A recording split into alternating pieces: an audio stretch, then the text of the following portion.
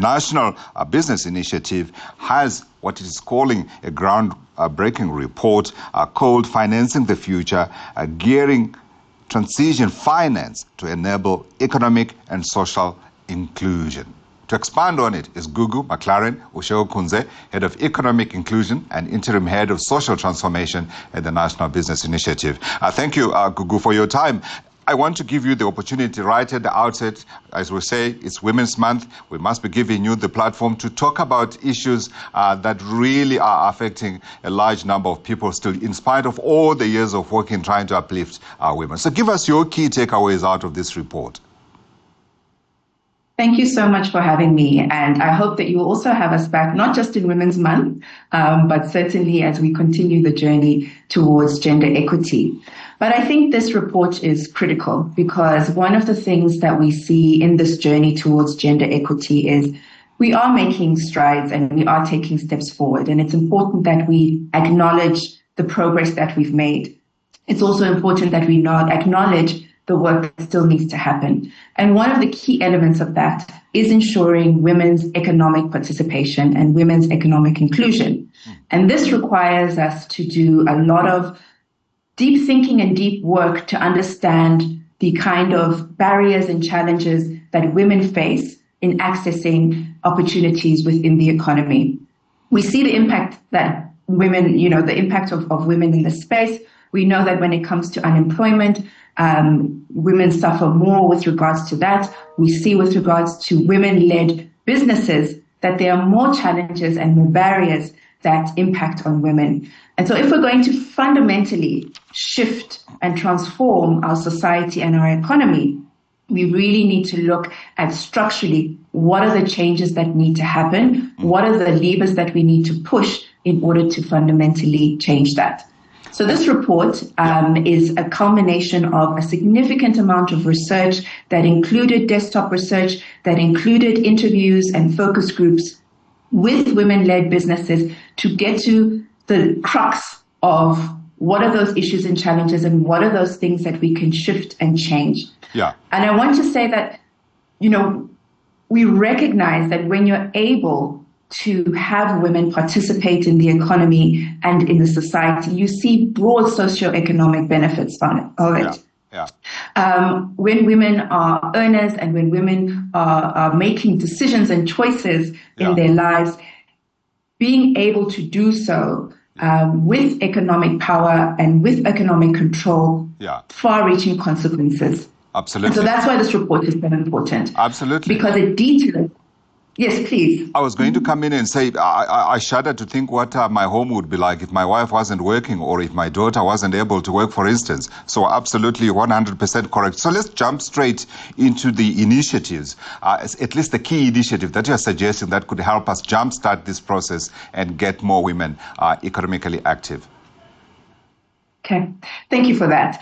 So there are a number of things that the report outlines and the recommendations of the report. The one is, as I mentioned, economic inclusion. So what needs to happen to ensure access to finances, access to market, and really thinking about the structural barriers that impact on women. So the report deals with that. We also know that in any initiative or process or strategy that is trying to achieve gender equity, a gender lens and a gender transformative lens at the heart of it is absolutely critical. So when it comes to financiers, when it comes to the banks, when it comes to any institutions that are supporting SMEs, that are providing finances or opportunities for SMEs, there has to be a commitment to gender equity that is reflected in the way that they approach it and in the way that they prioritize women-led businesses. We also know that across the board for SMEs, capacity building is important. So how can you provide the right kind of capacity for women-led businesses to be able to grow their businesses, to be sustainable, to be able to take up these opportunities?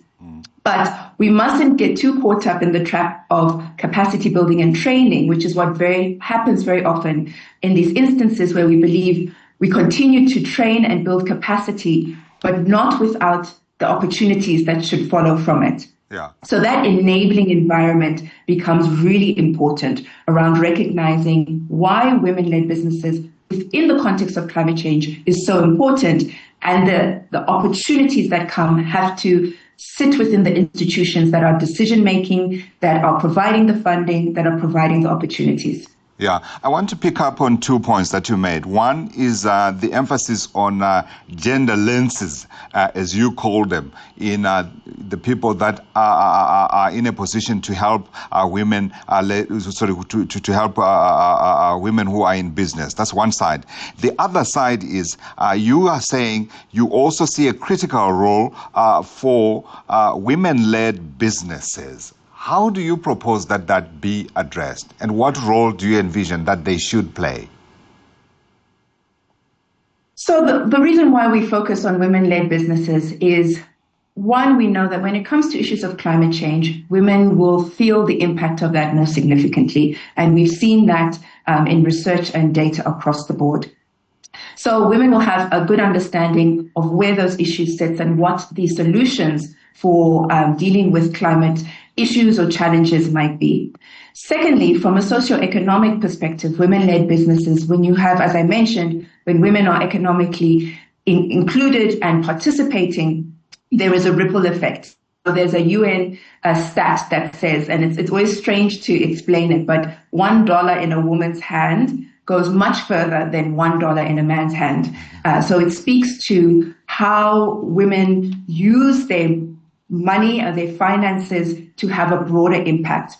Whether it's in the family or whether it's in the community, you see a much greater benefit and impact from that perspective.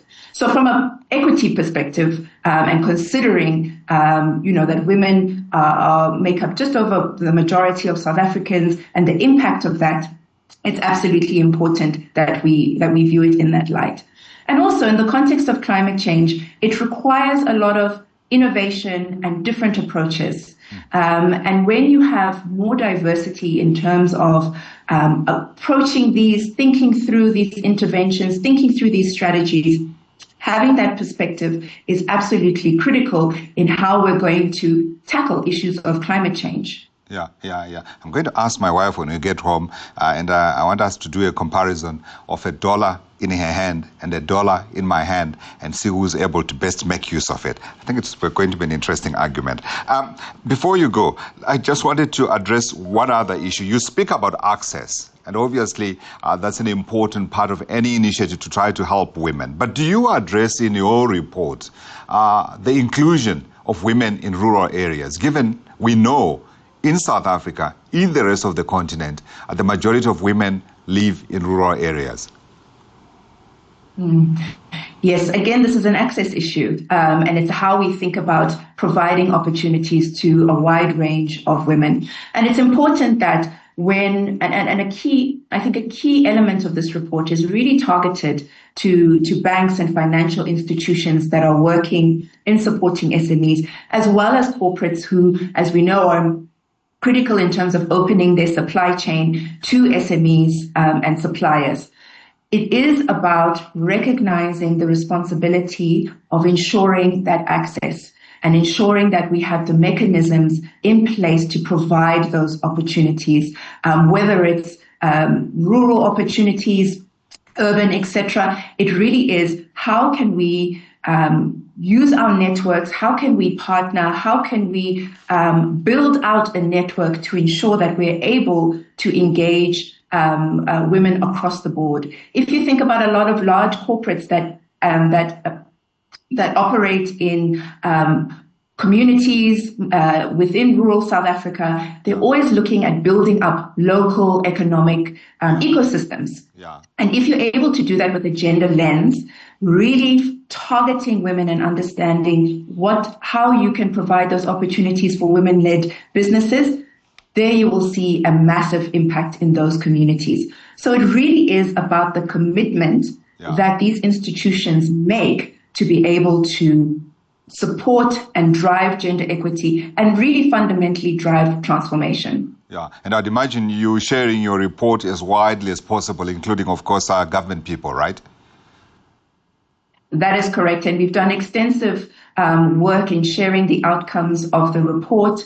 We also do a number of thought leadership dialogues to be able to disseminate these. And it supports our ongoing work. We do a lot of work around climate finance accelerators, where we have a very specific focus on gender equity and social inclusion, which we believe is a fundamental element for anyone that's doing financing within the climate space, but beyond that as well. Absolutely. So I'm asking the question, if someone who's listening and wants to get their hands on the report, they can certainly come to you and ask the question. Please come and show us what you got in that report. Gugu, thank you for your time today. Gugu McLaren-Ushewokunze, Head of Economic Inclusion and Interim Head of Social Transformation, National Business Initiative.